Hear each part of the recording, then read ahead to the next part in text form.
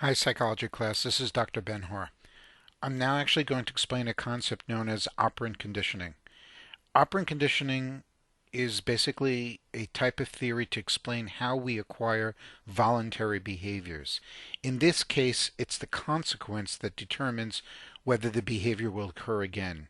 With regard to classical conditioning, it was often very involuntary in the sense that a child falls off a horse, associates pain with the horse, and doesn't want to get back on a horse. This wasn't done necessarily voluntarily, it's just that a pairing automatically took place that often has a physical or emotional component. When we talk about operant conditioning, we're talking about voluntary behaviors, where the consequence determines whether the behavior will recur. In order to understand this, let's first talk about reinforcement. Reinforcement, as you can see on the slide here, is that any consequence that makes a response more likely. So if a behavior is increasing in frequency due to the consequences, it means that reinforcement is taking place. In a minute or two, we'll talk about the difference between positive and negative reinforcement, but I want to emphasize that reinforcement, by definition, is an increase in behavior. The opposite of reinforcement is punishment. Punishment is any consequence that makes a response less likely. In other words, if a behavior decreases in frequency, then punishment is taking place. For example, in the school system, very often teachers will give detention as a punisher to basically cause punishment to take place. However, if, let's say, detention is actually quite fun, where you get to spend the day with your friends, where you get out of doing classwork, or in a case where you don't want to go home, well then, although it's supposed to be acting as a punisher, if it increases the frequency of the bad behavior or maladaptive behavior in the classroom, such as arguing with the teacher or getting out of the seat constantly without permission, then it means that reinforcement is taking place. In other words, it's not what your intention is. The question is what happens to the behavior. So if a behavior is increasing in frequency, it's reinforcement. If it's decreasing, it's punishment. Now let's talk about reinforcement. The first type is what's called positive reinforcement. Positive does not mean good, it means an addition to the environment. So think of it as like a positive integer. You never think of an integer as being good or bad just because it's called a positive integer. So think of it as a positive reinforcement, as it means that you're adding something to the environment that the person likes. So any kind of reward is considered positive reinforcement. Giving extra privileges, giving extra time watching TV, playing video games, anything that you can imagine, which means you're adding something to the environment. That's what positive refers, and that basically increases the behavior. Negative is basically removing something from the environment that the person does not like. So what you're doing is increasing a behavior by removing something that a person doesn't like. In this slide here in PowerPoint, it's a little bit strange, as you can imagine. Where is negative reinforcement taking place? Well, in this case, the behavior of opening up the umbrella is increased, because that's what reinforcement does, by removing something the person doesn't like, which is getting wet.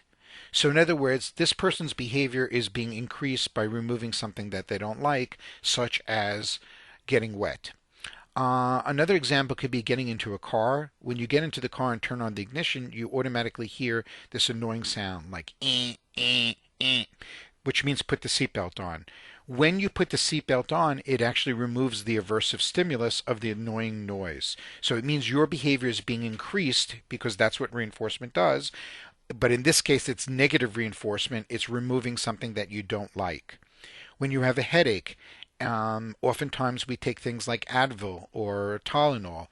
What that means is that it takes away the headache. So your behavior of taking a medication is increased by removing something you don't like, which is why it's called negative reinforcement. Now, there are different types of punishment also. There's something called application punishment. Keep in mind that this could also be called punishment by application, or it could be called positive punishment, because in this case, you're really adding something to the environment, but as with any type of punishment, you're decreasing the behavior. So when you add something to the environment that the person doesn't like, such as giving a spanking, I'm not recommending that, I'm just giving it as an example, or grounding a person, or giving a person extra homework. All of those is what you would call punishment by application or application of punishment, or we could even call it positive punishment. Notice the words positive punishment does not make much sense, but it does in this sense because you're adding something to the environment, which is what the word positive means, and punishment is reducing the behavior. Removal punishment could be considered negative punishment, but the idea behind it is that you're removing something that the person likes. So if, let's say, a child or an adolescent didn't do well on an exam and they lost the privileges of using the car, this would be an example of removal punishment. The idea is that if, let's say, you drove past the speed limit considerably and you got a ticket, it can be considered actually a removal punishment in the sense that it's removing funds from your bank account. But one could even argue that it could be considered an application punishment because you're getting a ticket. It's adding something to the environment that you don't like. So notice that it depends on the context here. I promise the examples that are on the exam will be very clear cut. But always understand that application punishment means you're adding something to the environment to reduce a behavior, and removal punishment is negative punishment by removing something that the person likes in order to decrease the behavior. Now, don't get confused between punishment and negative reinforcement. Oftentimes people get confused with that. Punishment decreases a behavior. Negative reinforcement increases a behavior by removing something that the person doesn't like. So always take in consideration the first element is there an increase in the behavior or a decrease? If there's increase, it's a form of reinforcement, either positive or negative. And if there's a decrease in behavior, it's a punishment, either application or removal.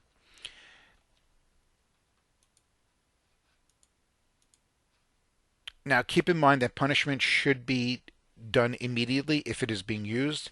The truth is, in real life, we should be using much more positive reinforcement. I like to tell my clients in my private practice or students is that I think 98% of the time we should be using positive reinforcement and implementing a small punishment in that case. So punishment can be used, but of course I'm not recommending here any kind of corporal punishment or physical punishment. Punishment should always be consistent, and punishment should always be paired with reinforcement for correct behaviors. The problem with punishment is that you're not teaching the person what not to do.